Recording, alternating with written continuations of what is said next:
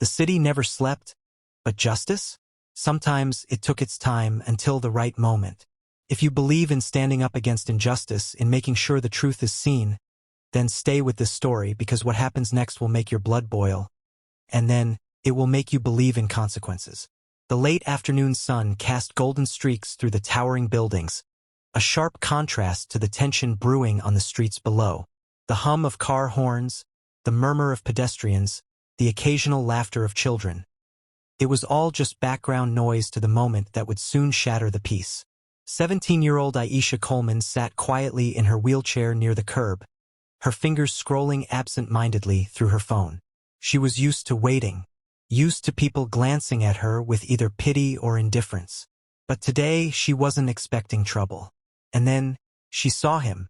The officer was walking toward her with that purposeful stride, heavy boots against pavement, eyes locked on her like a target. His badge glinted under the dying sunlight. Barker. The moment his shadow fell over her, she felt it. That shift in energy. The unspoken hostility. You waiting for someone? His voice was clipped, authoritative. Aisha looked up, her gut tightening. Yeah, my dad's on his way. Barker folded his arms. You've been sitting here a while. People are saying you're acting suspicious. She blinked, trying to process the accusation. Suspicious? I'm just waiting. His eyes darkened. Don't play games with me. I'm not. The air thickened, and before she could react, his hands gripped the handles of her wheelchair. He yanked it back slightly, tilting her off balance just enough to send a jolt of panic through her. Stand up. Aisha's heart pounded. What? You heard me. Stand up. She swallowed hard, her voice coming out uneven. I can't. I'm paralyzed. Barker's lip curled. Yeah, I've heard that before. And then, without warning, slap. The force of his palm cracked across her face, sending a stunned silence through the crowd gathering around them. Aisha's head snapped to the side, her skin stinging, her breath catching in her throat. Gasps, whispers. Someone muttered, "What the hell?" And then the sound of precise, deliberate footsteps. The crowd parted. A tall man in a crisp suit stood at the edge, his eyes locked onto Barker with an expression so cold, so controlled, that it sent a chill down Aisha's spine. Her father had arrived, and Barker had just made the worst mistake of his life. The moment Aisha saw her father, the weight pressing on her chest loosened, just a little. But the storm in his eyes told her that this was far from over. Special Agent Marcus Coleman was not just a father. He was a man who had spent his life upholding the law, hunting down criminals, and making sure justice was served. And right now, standing in front of his daughter, seeing the fresh red mark on her cheek, he was a man on the verge of something dangerous. He stepped forward, his movements slow, controlled. His FBI badge gleamed under the streetlights as he slid it from his pocket and held it up. The crowd hushed. Even Barker's jaw tensed. "Officer Barker," Marcus said, his voice eerily calm. "You just assaulted a minor." "My daughter. Explain yourself." Barker hesitated, his eyes flicking from the badge to Marcus's face. Then, in a move so reckless it bordered on stupidity, he scoffed. "She was being uncooperative. I asked her to stand up. She refused." A muscle in Marcus's jaw twitched. "She refused." His voice dropped lower, more dangerous. "Because she's paralyzed." Barker's expression didn't change, but there was a flicker, just a flicker of realization. He had messed up. Badly. But arrogance was a hard habit to break. "I don't know that," Barker muttered. "Kids lie all the time." Marcus took another step forward. People in the crowd had their phones out now, recording. Barker shifted uncomfortably but squared his shoulders, still clinging to authority he no longer had. "Let's make one thing very clear," Marcus said, his voice controlled but sharp enough to cut through the thick evening air. "You put your hands on my daughter. You hit my daughter. That's not just excessive force. That's assault. And I suggest you start thinking very carefully about your next move." For the first time, Barker faltered. His fingers twitched near his belt, but he didn't reach for anything. He was stuck, too proud to back down, too aware that the situation had turned against him. Then a new voice cut through the tension. "What's going on here?" A senior officer had arrived. "Lieutenant Harris." He was older, with graying hair and a sharp gaze that immediately took in the scene: the wheelchair, the shaken girl, the livid father, and the officer standing stiff with tension. His eyes landed on Marcus's badge, and his posture straightened. "Agent Coleman," Harris said, his tone shifting to one of wary respect. "I wasn't aware you were in town." Marcus didn't take his eyes off Barker. "Neither was your officer when he decided to assault my daughter." Harris's gaze snapped to Barker, who stiffened but said nothing. The weight of what he had done was finally beginning to settle. "I see," Harris said, exhaling sharply. He turned to Barker. "We'll handle this at the station." But Marcus wasn't done. "No," he said firmly. "This isn't going to be swept under the rug. He's going to be arrested, just like any other man who lays a hand on a minor." The crowd murmured in agreement. Someone shouted, "Lock him up." Barker's face went pale. "You can't be serious." Marcus's stare was ice. "Do you think I'm not?" Silence. Then Harris nodded. "Barker, hand over your weapon and badge." For the first time, real panic flickered across Barker's face. But he had no choice. Slowly, stiffly, he unclipped his belt, unholstered his gun, and handed them over. The crowd watched as the officer who had started this mess was escorted to a squad car. Phones were still recording. This moment, this exact moment, was already making its way to the internet. Marcus exhaled, finally turning to Aisha, his expression softening. "Are you okay, sweetheart?" She nodded shakily, but her voice was small when she spoke. I didn't know what to do." Marcus knelt beside her, his hands steady as he cupped her face gently, checking for any other injuries. "You did everything right," he said. "And now we make sure he pays for what he did." But deep down, Marcus knew this wasn't over. Not yet. Because men like Barker didn't go down quietly. And something in his gut told him this was just the beginning. The squad car's taillights disappeared into traffic, taking Officer Barker with it. The crowd was still murmuring, their phones capturing every second of the fallout. But Marcus wasn't thinking about them. His focus was solely on Aisha.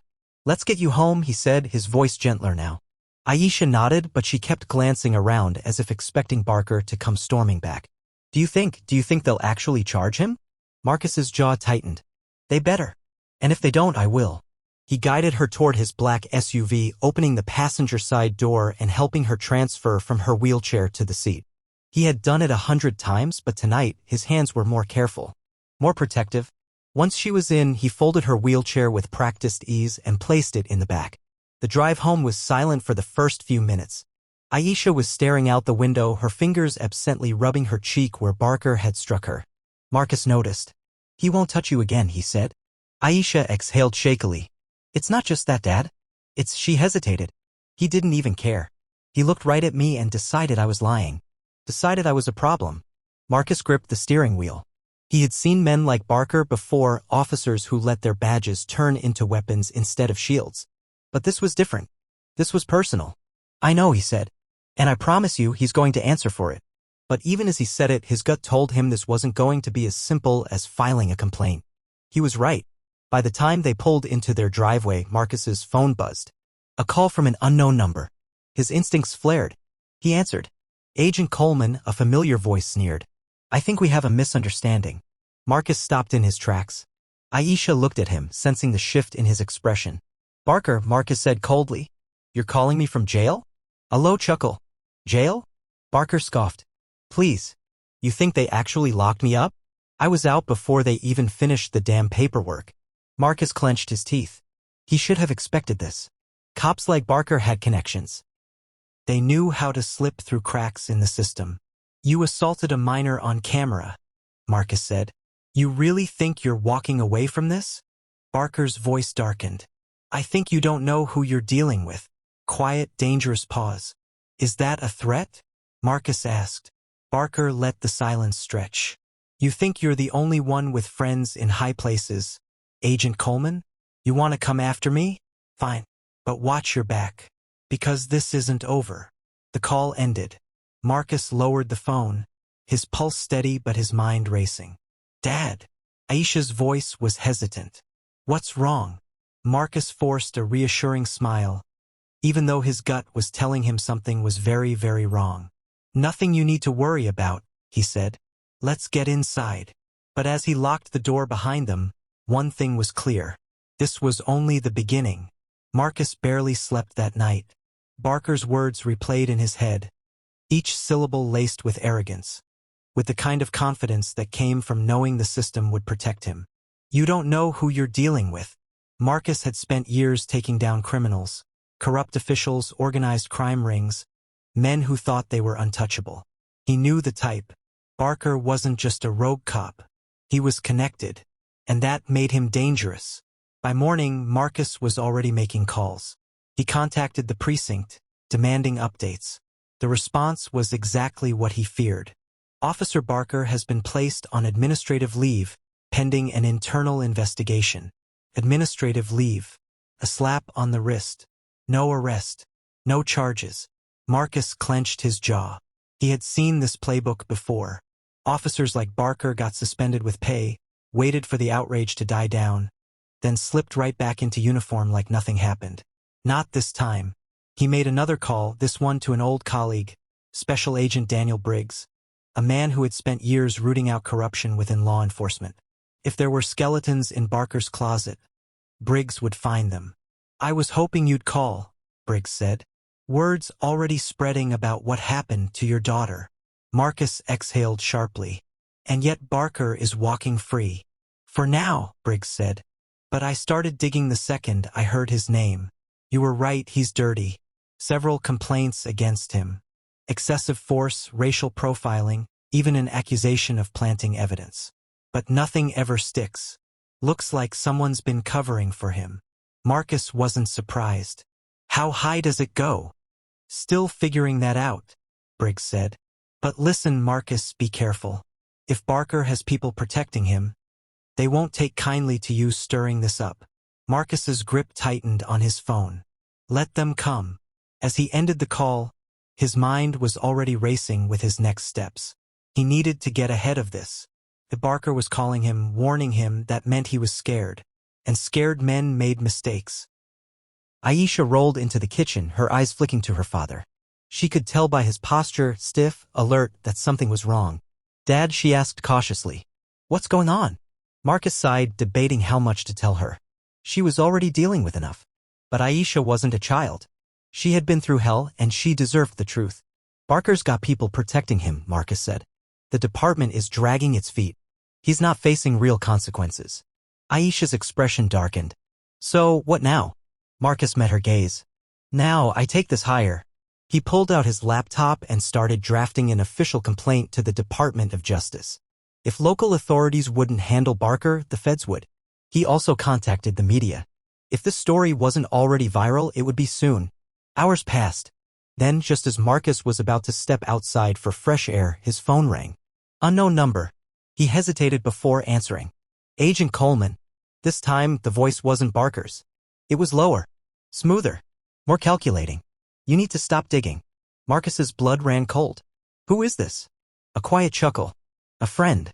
A friend who strongly suggests you walk away before this gets messy." "A threat. A clear one." Marcus's pulse remained steady. "If you're calling to scare me, you'll have to do better than that." The voice remained calm. "Scaring you? No. But we both know how dangerous the world can be. Accidents happen. People disappear. A pause. Daughters get hurt." A slow, burning rage ignited in Marcus's chest. His free hand curled into a fist. "If anything happens to my daughter," he said, his voice deathly quiet, "there won't be a rock on this earth you can hide under." The line went dead. Marcus stood there for a moment, his heartbeat steady, his mind sharpening into focus. This wasn't just about Barker anymore. This was bigger. And now they had made it personal. Marcus had been in the FBI long enough to know when a case was deeper than it seemed. Barker was just a symptom of a larger disease, corruption, power, and a network of people who thought they were untouchable. But now they had made their first mistake. They had threatened his daughter. The moment the call ended, Marcus set his phone down, his mind already working at full speed. They wanted him to back off. That meant he was getting close to something. And if they thought a threat would scare him, they didn't know who they were dealing with. Aisha wheeled into the room, sensing something was off. "Dad?" He turned to her, his face unreadable but his eyes sharper than ever. "I need you to stay inside today. No going out alone. No answering the door for anyone." Her eyes widened slightly. "Is this about Barker?" Marcus hesitated before answering. "It's about the people who are protecting him. They don't like that I'm asking questions." Aisha swallowed, then straightened in her wheelchair. "So what do we do?" Marcus smiled, just a little. His daughter had always been strong. We do what we always do, he said. We fight back. He grabbed his keys. I need to take care of something. Aisha frowned. Where are you going? To see someone who doesn't play by their rules. The meeting took place in a quiet cafe downtown. Briggs was already waiting for him, sipping coffee like this was just another day. But the look in his eyes told Marcus everything. You stirred up a hornet's nest, Briggs said, setting his cup down. They threatened my daughter. Briggs's expression darkened. Then they're desperate. That's good. He pulled out a folder and slid it across the table. I did some digging. Barker isn't just a bad cop, he's their bad cop. Marcus opened the folder. Inside were records, transfers, bank statements, internal memos. Barker had been protected for years and not just by fellow officers. There were names of city officials, business owners, even high-ranking members of law enforcement. It was a web of corruption. And Barker was just a pawn. Marcus exhaled slowly. This goes all the way up, doesn't it? Briggs nodded. They don't want Barker to go down because if he does, he might take them down with him. That's why they're trying to scare you off. Marcus clenched his jaw. Then we make sure he talks. Briggs smirked. That's what I was hoping you'd say. By nightfall, the plan was in motion. Marcus had leaked key pieces of evidence to the media, enough to spark outrage, but not enough to reveal everything. Meanwhile, Briggs had reached out to federal contacts who weren't compromised. The pressure was building. And then, the final nail in the coffin. Barker was arrested. For real. No suspension, no internal review, arrested. The charges? Assault, misconduct, and conspiracy. By morning, it was the only thing on the news. The department was scrambling. Officials were distancing themselves. And Barker? He was left to fend for himself. When Marcus arrived at the station, he found Barker in an interrogation room shackled to the table. The arrogance was gone. His face was pale, his hands trembling. He knew he had lost. Marcus stepped inside and shut the door. Barker glared at him, but there was fear in his eyes. You think you won? Marcus leaned in, his voice deadly calm. You're going to talk. You're going to tell us everything. Because the people who protected you? They're throwing you to the wolves. And you know what happens to men like you when they're no longer useful. Barker swallowed hard. Silence stretched. Then finally he broke. Names. Dates. Everything. By the end of the night, multiple arrests were being made across the city. Officials. Businessmen. High-ranking officers. The network that had kept Barker safe was crumbling. And Aisha? She was finally safe. That evening, Marcus and Aisha sat on their porch, watching the city lights in silence. It's over, she said softly. Marcus exhaled, nodding. For now. Aisha glanced at him. Do you ever get tired of fighting? He smiled faintly. Never. Because as long as men like Barker existed, Marcus Coleman would be there. Ready to remind them that no one, not even the most powerful, was above the law.